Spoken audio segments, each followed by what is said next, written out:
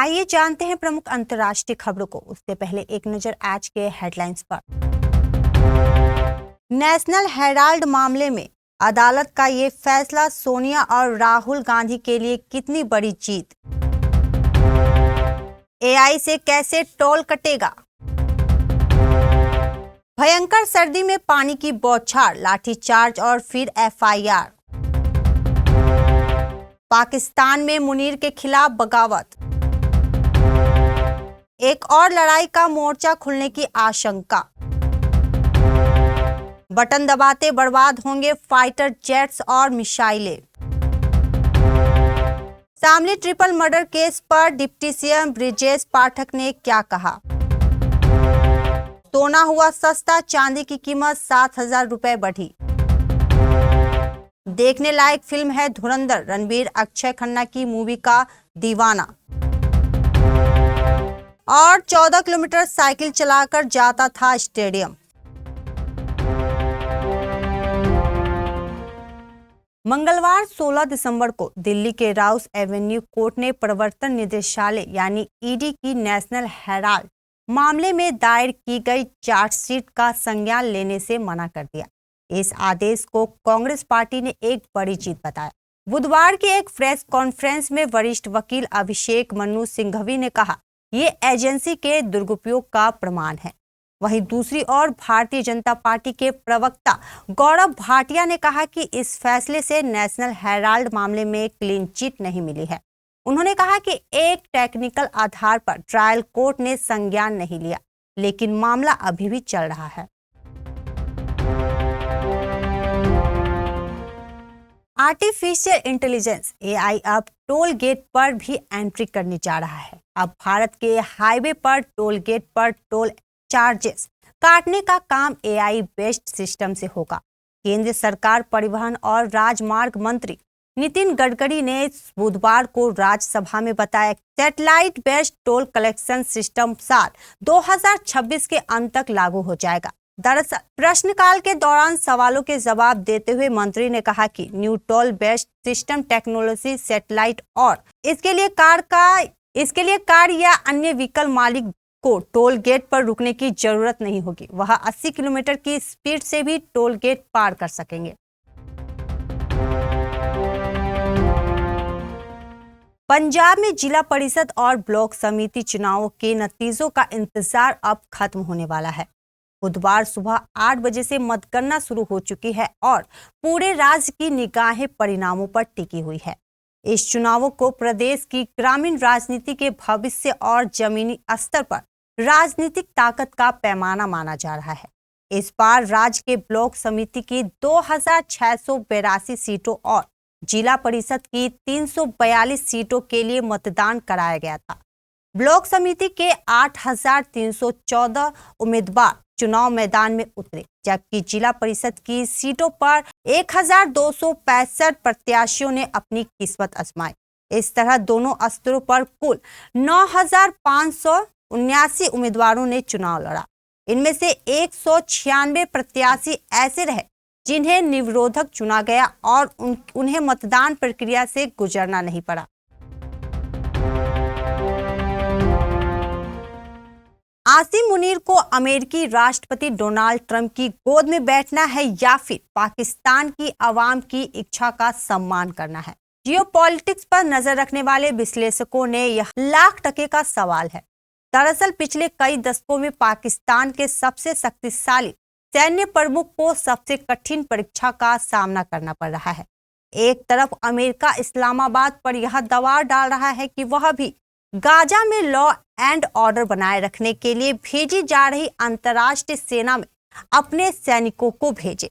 वहीं दूसरी तरफ विश्लेषकों का कहना है कि अगर पाकिस्तान सेना ऐसा कदम उठाती है तो पाकिस्तान के अंदर विद्रोह भड़क सकता है। संयुक्त राष्ट्र के महासचिव एंटोनियो गुटेरेस ने अमेरिका और वेनेजुएला के बीच बढ़ते तनाव को देखते हुए दोनों देशों से संयम बरतने की अपील की है। संयुक्त राष्ट्र ने अमेरिका और वेनेजुएला से अंतर्राष्ट्रीय कानून का सम्मान करने की अपील भी की है।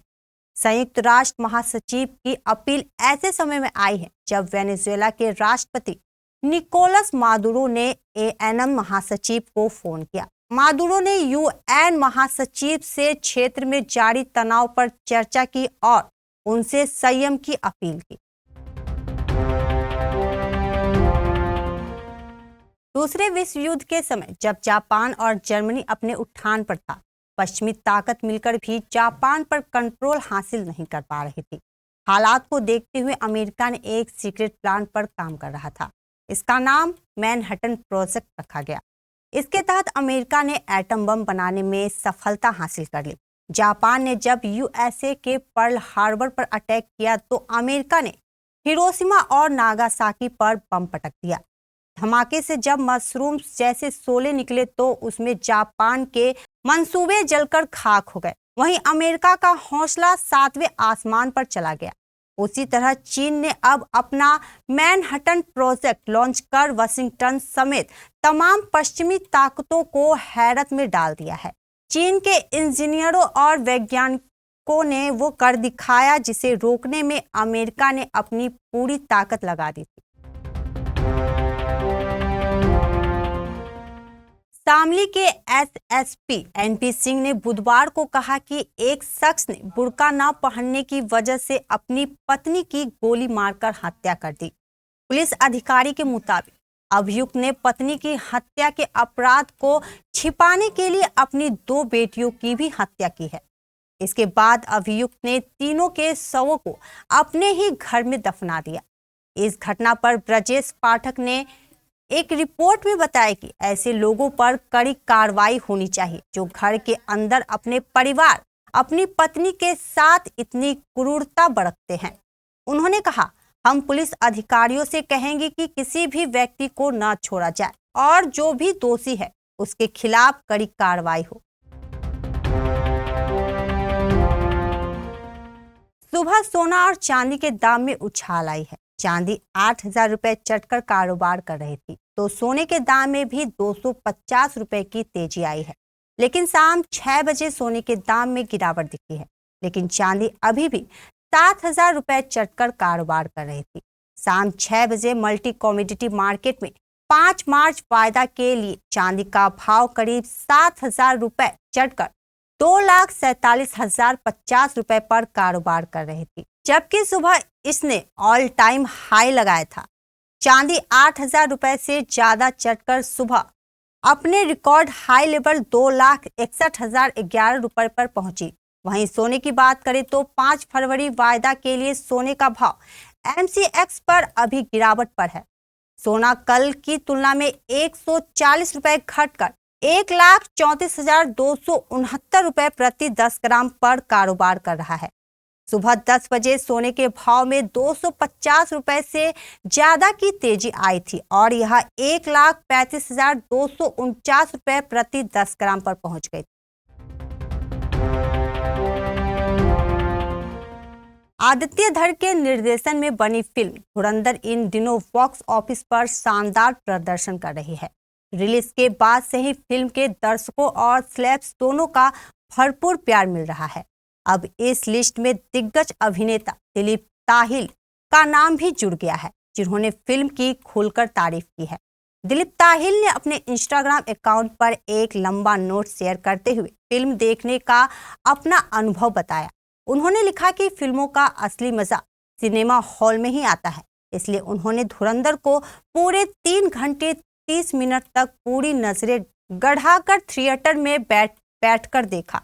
उनके मुताबिक बड़े पर्दों पर फिल्म देखने का अनुभव बिल्कुल अलग और ज्यादा असरदार होता है।